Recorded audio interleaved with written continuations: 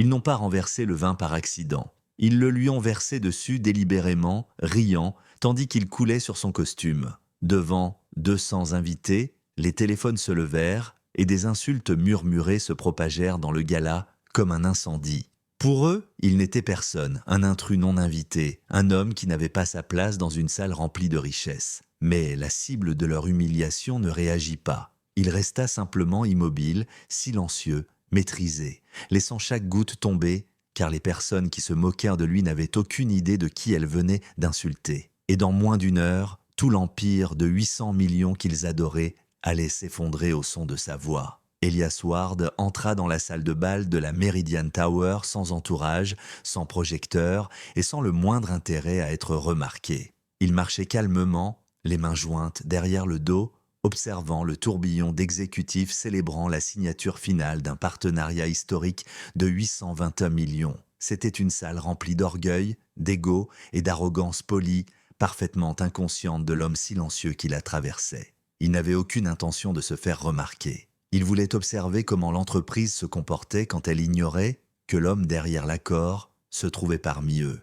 Il n'eut pas besoin d'attendre longtemps. Une voix sèche traversa le brouhaha. « Hey, le service traiteur ne passe pas par ici !» Elias se tourna. Colton Vance, le directeur des opérations de l'entreprise, s'approchait avec un rictus tordu. « Vous faites couler de l'eau sur le marbre. Faites le tour comme le personnel. » Elias baissa les yeux, rien ne coulait. Colton n'avait même pas regardé. L'insulte était automatique, banale, habituelle. Avant qu'Elias ne puisse répondre, Myra Vance, la femme de Colton, s'avança, ses yeux le balayant de haut en bas. « Ces événements sont pour les invités. Si vous êtes perdu, demandez à quelqu'un qui a réellement sa place ici. » Plusieurs invités proches ricanèrent. Les téléphones se levèrent, prêts à enregistrer un moment d'humiliation déguisé en divertissement. Elias resta silencieux. Il avait vu ce genre de salle toute sa vie. Une salle qui vénère l'argent, tout en ignorant totalement qui le contrôle réellement. Un serveur s'approcha avec un plateau de verre de vin.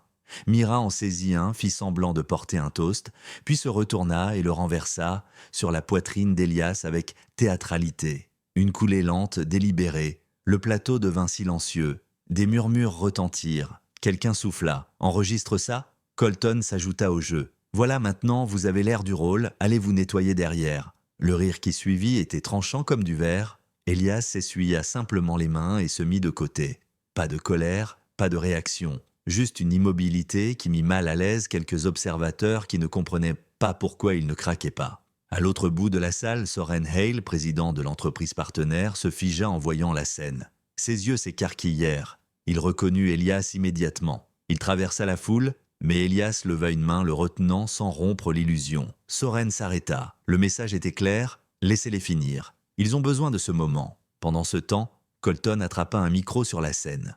« Mesdames et messieurs, avant de finaliser l'accord de ce soir, assurons-nous que tout le monde comprenne l'étiquette. Si vous n'avez pas votre place dans ce genre de pièce, assez, coupa Soren. Le micro grésilla tandis que la foule se tournait. Colton fronça les sourcils. « Détends-toi, je suis juste... » « Tu es en train d'humilier l'homme qui contrôle tout ce partenariat, » dit Soren froidement. La confusion se répandit. Myra ricana. « C'est un employé ? Regarde-le !» « Non, » répondit Soren, la voix dure. « C'est toi qui dois le regarder. » Elias avança au centre de la salle non pas avec colère, mais avec la confiance calme de quelqu'un qui avait passé sa vie à regarder les autres le sous-estimer. Soren continua. « Permettez-moi de vous le présenter correctement. Voici Elias Ward, fondateur de Ward Dominion Capital, le seul propriétaire de l'entreprise partenaire qui rachète la vôtre ce soir. » La salle se brisa sous un silence stupéfait.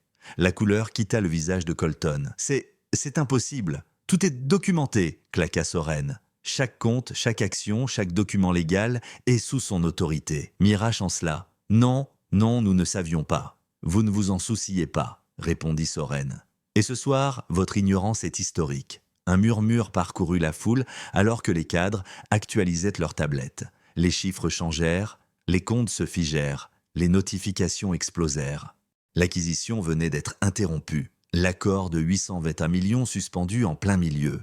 La panique éclata immédiatement. Qu'est-ce qui se passe? Pourquoi les écrans sont rouges? Les fonds sont suspendus? Où sont passées les signatures des investisseurs? Colton se précipita vers Elias. « Vous ne pouvez pas vous retirer. Nous avons négocié pendant des mois. » Elias répondit à sa panique avec un calme glacé. J'ai observé la manière dont vous avez traité quelqu'un que vous avez mal jugé. Je ne signe pas d'accords avec des gens qui dirigent par l'humiliation. Vous ne comprenez pas, supplia Colton. Cela va nous détruire. Cette décision a commencé le moment où vous avez décidé que j'étais inférieur. Les téléphones commencèrent à vibrer partout dans la salle. Des messages des membres du conseil, des titres d'actualité financière, des investisseurs se retirant, des marchés s'effondrant. La voix de Mira trembla. « S'il vous plaît !» Nous plaisantions, nous ne savions pas que vous étiez. Elias leva la main pour la couper. Le problème, c'est que vous deviez savoir qui j'étais pour vous comporter comme un être humain.